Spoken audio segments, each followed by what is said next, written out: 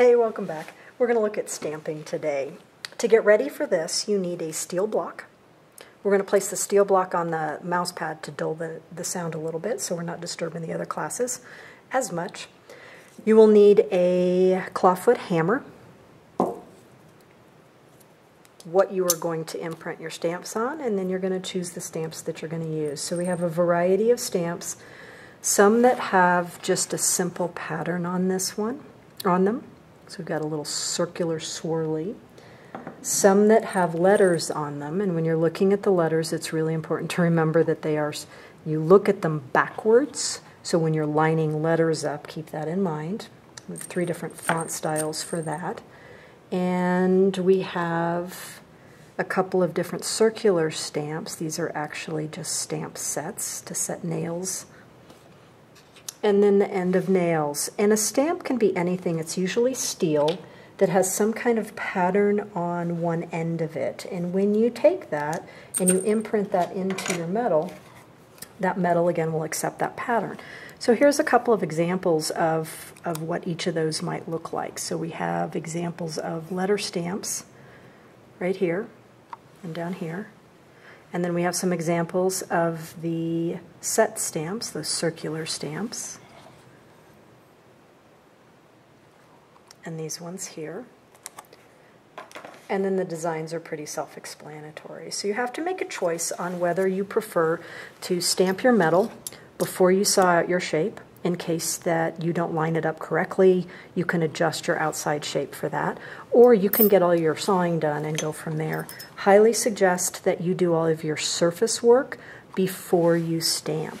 If you imprint a stamp texture on here, so if I come in here and imprint this texture right here, and then I realize that I've got some really deep scratches, but I want to take it to a high polish, and I emery that stamped mark. So this one right here has not only a roll mill texture, but it has the center stamp, these little circular stamps in. If I do a lot of surface work on this, it will take away the imprint. And I have to decide if that's something that, if it's imprinted deep enough that it can sustain that. If it's really light in there, then you're going to wear away at that. So in order to stamp safely, make sure your safety glasses are on. The one rule of thumb is control. You line up the stamp. So I'm going to take this kind of little flowery shape and kind of center it into this right here. And you line it up where you want that to imprint. And it's really easy for it to move as you hammer the top of the stamp. So I suggest that you stack your fingers together and you create a little bridge right there. The hammer itself is going to come straight down onto the stamp. It's one solid stroke, and then up you go. For a larger pattern, this one only imprinted half of that flower, so I did not hold that on perfectly on there. Always a good idea to practice. So I'm going to take a scrap piece of metal, I'm going to hold that flower down, same thing, nice solid, line it up with the center of it, nice solid hammer strike, and I did a much better job the second time, because the more you practice, the easier it gets. I can try a couple different things, like intentionally only printing half of that stamp. I can try lining it up and saying, wait a minute, I thought that was on a center line, but I was off a little bit. So it also never hurts to go ahead and use something to draw a guideline. So if you want to have a bunch of stamps on there and you would like them to line up, or if you have some words you're going to write on there, there isn't any reason why you cannot, if you had a Sharpie that worked, there isn't any reason why you can't draw yourself a guideline. That Sharpie marker can come off with either denatured alcohol, or it can come off with just some light emery work.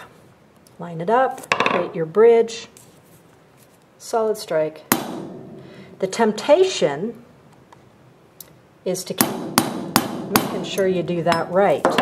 And what happens with that is it slides. And that actually is kind of a happy accident, because that's not a bad texture. But I didn't have any control on where that slid, so it would be really hard to reproduce that. Sometimes you might want to double up on some stuff. So this is wire roll mill texture in here. I'm just going to create a grouping of circular imprints.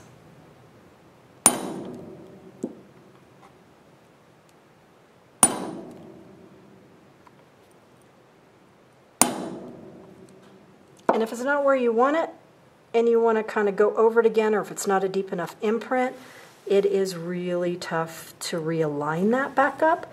So you kind of, I suggest leaving it where it's at and letting it be. So I have some stamp texture next to some roll mill texture on this one.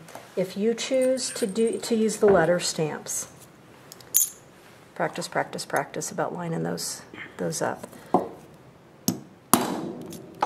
So I have a U. And then I have an M.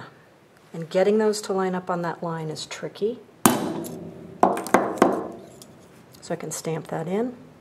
And when you're stamping, please make sure that if you choose to stamp on something, make sure that the alignment with your original design, your visual movement is very similar. You're creating some patterns with that. Until next time, bye-bye.